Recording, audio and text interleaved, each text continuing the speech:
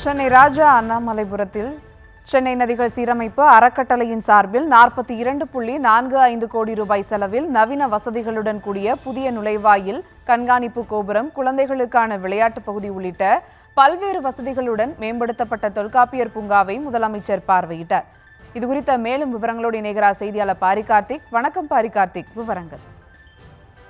வணக்கம். தமிழ்நாடு முதலமைச்சர் திரு மு.க. ஸ்டாலின் அவர்கள் இன்று காலை ராஜா அண்ணாமலைபுரத்தில் நகராட்சி நிர்வாகம் மற்றும் குடிநீர் வழங்கல் துறையின் கீழ் செயல்பட்டு வரும் சென்னை நதிகள் சீரமைப்பு அறக்கட்டளையின் சார்பில் 42.45 கோடி ரூபாய் செலவில் நவீன வசதிகளுடன் கூடிய புதிய நுழைவாயில், கண்காணிப்பு கோபுரம், பார்வையாளர்கள் மாடம், குழந்தைகளுக்கான விளையாட்டு பகுதி உள்ளிட்ட பல்வேறு வசதியுடன் கூடிய மேம்படுத்தப்பட்ட தொழில்நுட்ப பூங்காவின் தொல்காப்பிய பூங்காவினுடைய வேலைகளை முதலமைச்சர்கள் பார்வையிட்டார்.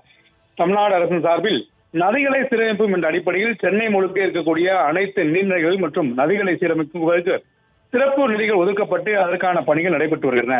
மேலும் நதிகளை அழகுபடுத்தலும், அங்கு இருக்கக்கூடிய முழுமையான கழிவுகளை அப்புறப்படுத்தலும் உள்ளிட்ட பல்வேறு பணிகள் கடந்த 2 ஆண்டுகளாக நடைபெற்று வருகிறது. அதன் அடிப்படையில் தான் அடையாறு, கூவம் உள்ளிட்ட ஆறுகளை நவீனப்படுத்தி சுத்தப்படுத்தவும், மேலும் கரையோரங்களில் பூங்காக்கள் அமைக்கும் பணியும் தொடர்ச்சியாக நடைபெற்று வருகிறது. இதன் அடிப்படையிலே இந்த நதிகளுடைய சீரமைப்பு அறக்கட்டளை சார்பில் 42.45 கோடி ரூபாய் செலவில் நவீன வசதியுடன் கூடிய புதிய நுழைவாயில் உள்ளிட்ட பல்வேறு விஷயங்கள் அடையாறு ஆற்றங்கரையோரம் நடைபெற்று வருகிறது. அதை முதலமைச்சர்கள் பார்வையிட்டு வருகிறார். மேலும் சென்னை முழுக்க இருக்கக்கூடிய அனைத்து நதிகளையும் சீரமைக்கும், மேலும் நீர்நிலைகளை பாதுகாக்கவும் தமிழ்நாடு அரசு நிதி ஒதுக்கப்பட்டு அதற்கான பணிகளும் தொடர்ச்சியாக நடைபெற்று வருகிறது என்பது குறிப்பிடத்தக்கது.